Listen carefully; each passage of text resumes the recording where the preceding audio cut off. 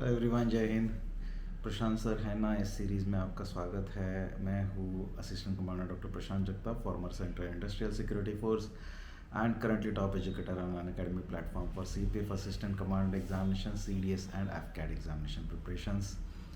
तो इस सीरीज़ में हम लोग कुछ आपसे दिए गए जो क्वेश्चंस है उसको मैं आंसर करने की कोशिश कर रहा हूँ छोटी छोटी वीडियोस के थ्रू। तो आज बहुत सारे मेरे स्टूडेंट्स हैं जिन्होंने मुझे पूछा कि sir CAPF assistant commandant examination तो हम लोग को पता चल गया, सिलेबस वगैरह नेट पे अवेलेबल है, सभी जगह पे है, लेकिन ये एग्जामिनेशन में असिस्टेंट कमांडेंट ये पोस्ट क्या है और उनका रोल क्या रहता है, एग्जैक्टली जॉब रोल क्या रहता है, उसके बारे में ज़्यादा जानकारी अवेलेबल नहीं है। तो उसके बारे में बताओ।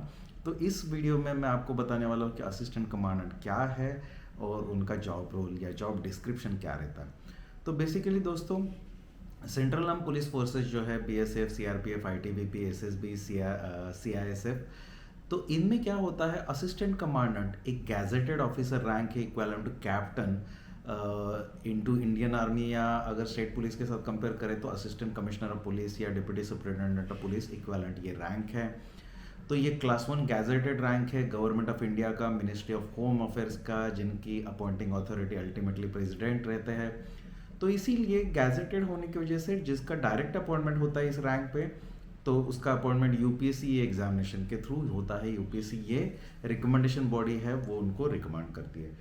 तो बेसिकली ये हो गया रिकमेंडेशन के बारे में और इक्विवेलेंस के बारे में। लेकिन जब आप इंडियन आर्मी में देखते हो तो हम लोग जब बोलते हैं कि ये कैप्टन इक्विवेलेंट रैंक है, इसका मतलब इनका जॉब रोल क्या रहता है।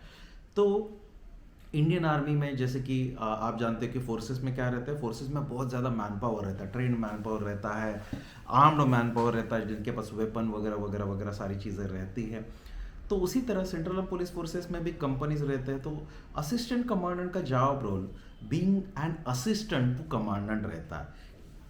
तो ये असिस्टेंट कमांडेंट मतलब क्या है, कमांडेंट जो कमांडिंग ऑफिसर रहते हैं एक बटालियन के, तो वो इंचार्ज रहते हैं। एक बटालियन एक अपने आप में एक इंडिपेंडेंट यूनिट करके काम करता है मोस्ट ऑफ द फोर्सेस में।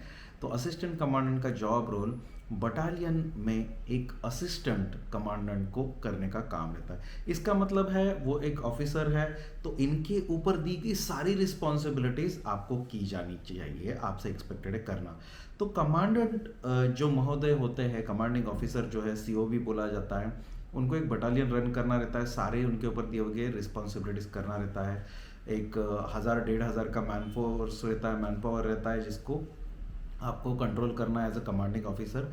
तो ये जिम्मेदारियां डिवाइडेड रहती है। कमांडेंट के अंडर 2 आईसीज रहते हैं, 2 आईसीज के अंडर डिप्टी कमांडेंट्स रहते हैं, मेजर इक्विवेलेंट, और उनके अंडर असिस्टेंट कमांडेंट रहता है। तो जनरली असिस्टेंट कमांडेंट के ऊपर दी जाने वाली रिस्पॉन्सिबिलिटी रहती है, पहले लेवल की रिस्पॉन्सिबिलिटी बेसिक जो है एज अ कंपनी कमांडर। तो एक कंपनी के आप पूरे इंचार्ज रहते हो। आज का एक मॉडर्न कंपनी पुराने ज़माने के लगभग 50,000 फोर्स को भी आराम से रोक सकता है, वो लेवल का बन चुका है।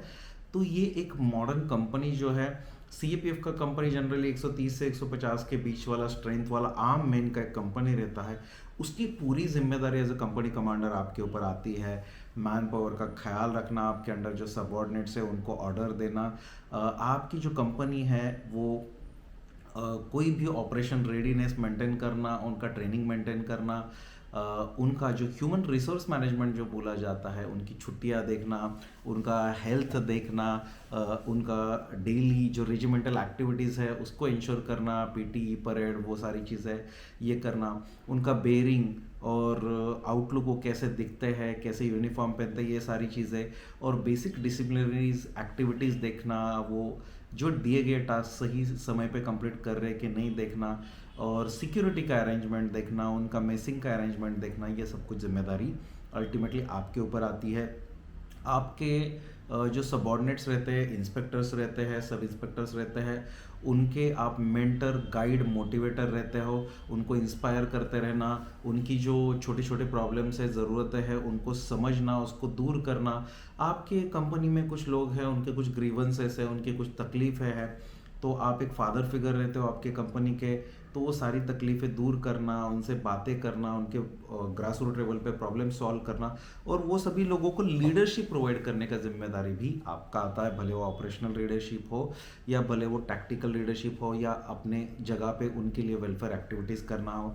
एज अ कंपनी कमांडर आपके ऊपर ये भी जिम्मेदारी आता है कि आपके कंपनी के पास ऊपर से, मतलब आपके कमांडिंग ऑफिसर साहब से, सीईओ साहब से जो भी कम्युनिकेशन आता है उनकी तरफ पहुंचाना, या आपके हेडक्वार्टर से जो भी कम्युनिकेशन आता है जो सभी लोगों को पहुंचाना, और उनकी तरफ से कुछ प्रॉब्लम है आपके सीनियर ऑफिसर से बात करके प्रॉब्लम सॉल्व करने का जिम्मेदारी एज एन असिस्टेंट कमांडेंट आपका होता है। हर महीना हमारा सैनिक सम्मेलन होता है, उसमें हाज़िरी लगाना, उसको अटेंड करना, फॉर्मल इनफॉर्मल मीटिंग कंडक्ट करना, इंटेलिजेंस आपकी कंपनी के बारे में कलेक्ट करना, काउंटर इंटेलिजेंस एक्टिविटीज़ करना, ये भी आपका जिम्मेदारी है।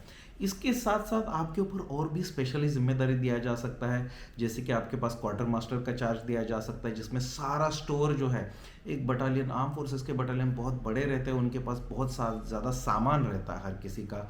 आप देखोगे बुलेट प्रूफ जैकेट से लेके वेपन से लेके हर एक चीज़, तो ये हर चीज़ों का जिम्मेदारी एक स्टोर में रखा हुआ रहता है। ये स्टोर में सारी चीज़ें ऑफिशियली बिंग ये सारी चीज़ें गवर्नमेंट का प्रॉपर्टी है, तो उसको मेंटेन करना, उसको जॉब वर्दी मेंटेन करना, उसका कुछ रिपेयर करना है, कुछ प्रोक्योर करना है, ये जिम्मेदारी आपको स्टोर इंचार्ज करके दिया जा सकता है। आपके ऊपर एमटी का रिस्पॉन्सिबिलिटी हो सकता है। मोटर ट्रांसपोर्ट, आर्म फोर्सेस में बहुत सारे व्हीकल्स रहते हैं, ये व्हीकल्स को मेंटेन करवाना, ये व्हीकल का सब कुछ देख लेना कि इनकी खराबी है नहीं है, इनको रिपेयर करवाना, जिसको जहाँ पे चाहिए डिप्लॉय करना, ये भी जिम्मेदारी आपके ऊपर हो सकती है। आपके ऊपर सिक्योरिटी का, कैंपस सिक्योरिटी का जिम्मेदारी भी दिया जा सकता है।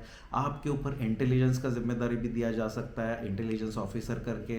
तो आपका जो एरिया है वहाँ पे इंटेलिजेंस एक्टिविटीज़ करके अपने सोर्सेज बना के इंटेलिजेंस कलेक्ट करना, ये इंटेलिजेंस को अपने हेडक्वार्टर की तरफ, अपने कमांडिंग ऑफिसर की तरफ भेजना, उनकी तरफ से आई हुई चीज़ों को ध्यान रखना, अलर्टनेस मेंटेन करना, ये भी जिम्मेदारी आपके ऊपर हो सकती है। इसके साथ साथ आपके ऊपर शायद अगर आपके ऊपर एडमिनिस्ट्रेशन का चार्ज दे दिया तो एडमिनिस्ट्रेशन मेंटेन करने का जिम्मेदारी भी आपके ऊपर दिया जा सकता है। आपके ऊपर लीगल रिस्पॉन्सिबिलिटी दिया जा सकता है। आपसे कहा जा सकता है कि आप इंक्वायरी कंडक्ट करो और रिपोर्ट सबमिट करो। आपको कहीं पे डिप्यूटेशन में भी भेजा जा सकता है, दूसरे ऑर्गेनाइजेशन में आपको ट्रेनिंग का इंचार्ज भी बनाया जा सकता है, जिनका काम है कि आपके पूरे बटालियन में जितने जितने भी ट्रेनिंग एक्टिविटीज चल रहे हैं उसको ऑर्गेनाइज करना, उसका करिकुलम डिसाइड करना, ऊपर से कोऑर्डिनेट करके, ट्रेनिंग सेंटर से कोऑर्डिनेट करके इसके रिकॉर्ड मेंटेन करना, सर्टिफिकेशंस इशू करना, ये भी आपका जिम्मेदारी हो सकता है। ऐसे बहुत सारी चीज़ें हैं जो आपको दी जा सकती है। So basically assistant commandant is not basically a specialist officer. So apart from operational duties, आप ऑपरेशनल का जिम्मेदारी भी दिया जा सकता है, रेड कंडक्ट करो या फिर ROP, रोड ओपनिंग पार्टी करके चले जाओ, इलेक्शन में चले जाओ, IS ड्यूटी में चले जाओ, ये तो जिम्मेदारियाँ हो ही सकती है। अपार्ट फ्रॉम दैट आपको वैरिड काम करने का मौका मिलेगा, अपनी पर्सनालिटी डेवलप करने का मौका मिलेगा। बहुत सारे आपके काउंटर पार्ट्स है, स्टेट पुलिस है, आर्मी है, BSF है, बाकी के पैरामिलिट्री फोर्सेस है, उनके साथ इंटरेक्ट करने का मौका भी आपको ये फोर्सेस में बहुत ज़्यादा मिलता है। बीइंग एन असिस्टेंट कमांडेंट ये हायर लेवल का रैंक है। तो स्टेट पुलिस में आप डायरेक्टली IPS लोगों से बात करते हो, IAS लोगों से बात करते हो, और बाकी सारे फोर्सेस में भी आप ऑफिसर लेवल में ही इंटरेक्ट करते हो। और ये बहुत अच्छा अपॉर्चुनिटी, यहाँ से आप डिप्यूटेशन पे भी जा सकते हो। सो आई होप कि असिस्टेंट कमांडेंट की जिम्मेदारियाँ या जॉब रोल क्या क्या रहते हैं ये मैंने आपके लिए क्लियर किया। मैं ऐसे बहुत सारे वीडियोस लेके आऊँगा। अगर मेरे वीडियोस आपको अच्छे लगे तो लाइक कीजिए, मेरे चैनल को सब्सक्राइब कीजिए और इस वीडियो को ज़्यादा से ज़्यादा आप शेयर कर दीजिए। अनअकैडमी के ऊपर आप हमारे साथ पढ़ना चाहते हैं, इंडिया के टॉप एजुकेटर्स के साथ पढ़ना चाहते हैं, तो अनअकैडमी में हमारे नए बैच CPF असिस्टेंट कमांडेंट के लिए, CDS और AFCAT के लिए अभी अभी शुरू हो रहे हैं। आप उसमें ज्वाइन कर सकते हो। इस वीडियो के डिस्क्रिप्शन में आपको उन सभी के लिंक्स मिल जाएंगे। अनअकैडमी एप्लीकेशन डाउनलोड करके आप उसमें से पढ़ सकते हो। और अनअकैडमी के ऊपर अभी ढेर सारा डिस्काउंट भी चल रहा है। ये डिस्काउंट पाने के लिए you can use referral code Prashant YT10 PRASHANTYT10। इस डिस्काउंट कोड को यूज़ करने से आपको अनअकैडमी के ऊपर बहुत अच्छा डिस्काउंट भी मिलेगा। सो आप मेरे कोर्सेज में ज्वाइन हो सकते हो। प्लीज़ ये चैनल को सब्सक्राइब कीजिएगा, मेरे वीडियोस को लाइक कीजिएगा। Thank you very much. जय हिंद।